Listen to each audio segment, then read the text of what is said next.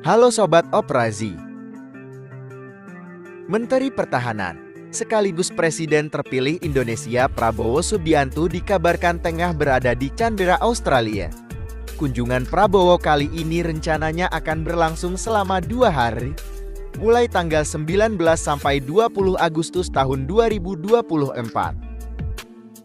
Kedatangan Prabowo ke Australia sendiri memiliki agenda khusus untuk bertemu dengan Perdana Menteri Australia Anthony Albanese serta Menteri Pertahanan Richard Marles di Australian Parliament House, Canberra. Berbeda dengan kunjungan Prabowo biasanya, kunjungan kali ini memiliki arti khusus, di mana Indonesia dan Australia merencanakan untuk membangun kekuatan fakta pertahanan bersama.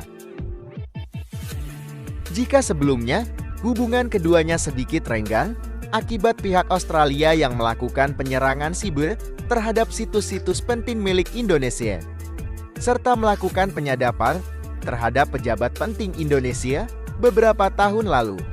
Kini hubungan keduanya akur kembali. Di sela-sela pertemuannya itu, Prabowo memuji hubungan Indonesia dan Australia dahulu dengan mengatakan bahwa Australia merupakan negara yang mendukung kemerdekaan Indonesia.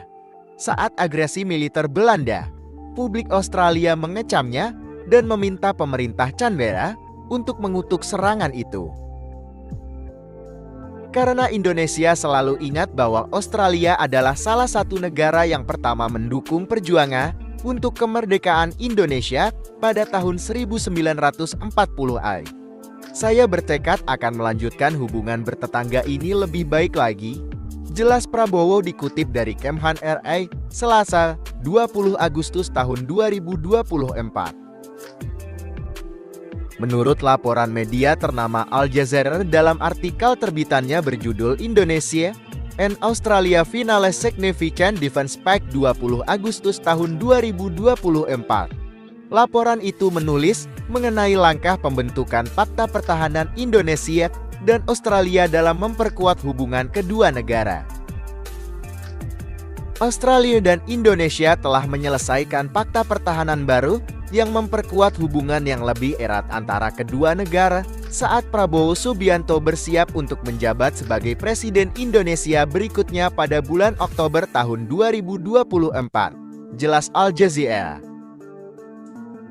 Lebih lanjut, media ternama itu menulis bahwa perjanjian kerjasama militer dan fakta pertahanan antar kedua negara akan ditekan kala Menhan Australia Richard Marles berkunjung ke Indonesia beberapa hari mendatang.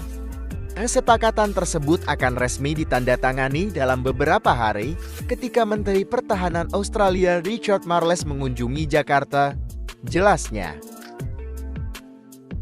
Kesepakatan ini akan memberikan interoperabilitas yang jauh lebih besar antara angkatan pertahanan kita, menyediakan lebih banyak latihan antara angkatan pertahanan kita, bekerja sama di ranah global untuk mendukung tatanan berbasis aturan, dan yang terpenting, memungkinkan kita untuk beroperasi dari negara masing-masing, kata Marles.